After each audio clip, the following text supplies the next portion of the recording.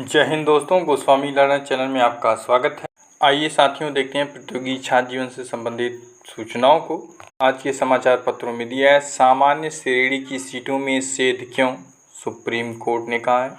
आर्थिक रूप से कमजोर वर्ग के लिए 10% आरक्षण पर सुनवाई। इस खबर को हम लोग विस्तार से देखते हैं।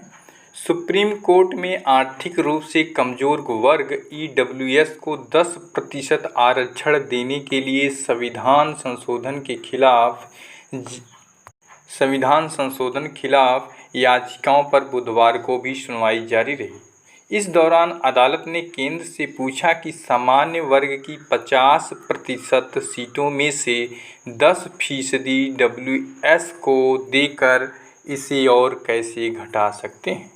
सरकार से सवाल। मुख्य न्यायाधीश जस्टिस यू ललित की पीठ ने केंद्र की ओर से पेश अटॉर्नी जनरल के वेणुगोपाल से कई सवाल किए।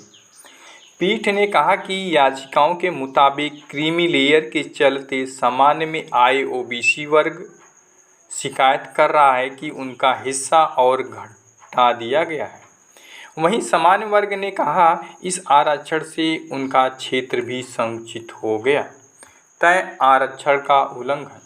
कोर्ट ने यह सवाल तब पूछे जब याचियों ने कहा ईडब्ल्यूएस को 10% आरक्षण इंदिरा साहनी केस में तय 50% सीमा का उल्लंघन है।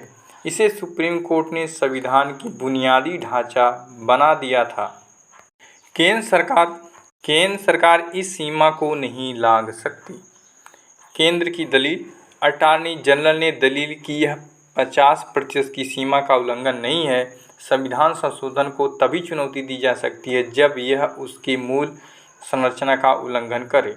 आर्थिक रूप से कमजोर वर्ग को कोटा, अनुसूचित जाति, अनुसूचित जनजाति और अन्य पिछड़ा वर्ग को मिले आरक्षण को बाधित नहीं करता।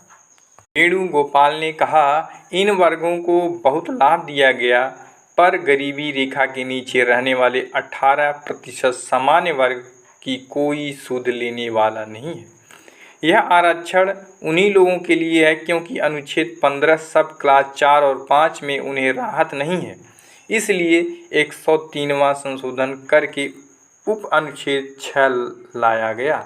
आगे समाचार पत्रों में दिया है, दलील गरीब आरक्षण का आधार हो। केंद्र ने दलील दी कि सरकार का प्रयास है कि जाति और वर्ग विहीन समाज बनाया जाए। आरक्षण का सिर्फ एक ही आधार हो, गरीबी। इंदिरा साहनी 1992, अशोक कुमार ठाकुर 2006 और जय श्री पाटिल 2021 केस में सुप्रीम कोर्ट ने कहा कि आरक्षण का आधार जाति नहीं बल्कि आर्थिक होना चाहिए।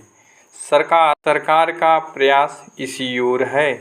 आज यह 10% दिया गया है। जब उनका स्तर ऊपर उठ जाएगा तो यह कम होकर 5% हो सकता है।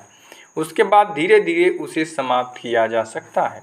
अनुच्छेद 14 कहता है कि गरीबों के पीछे नहीं छोड़ा जा सकता। सुप्रीम कोर्ट को इस मामले में हस्तक्षेप नहीं करना चाहिए। यह संविधान संशोधन है, कोई कार्यकारी आदेश नहीं। वहीं पे केंद्र सरकार का कहना है आर्थिक रूप से कमजोर वर्ग के लिए 10% आरक्षण से किसी का भी नुकसान नहीं हो रहा। यह जाति और वर्ग से भी ऊपर है।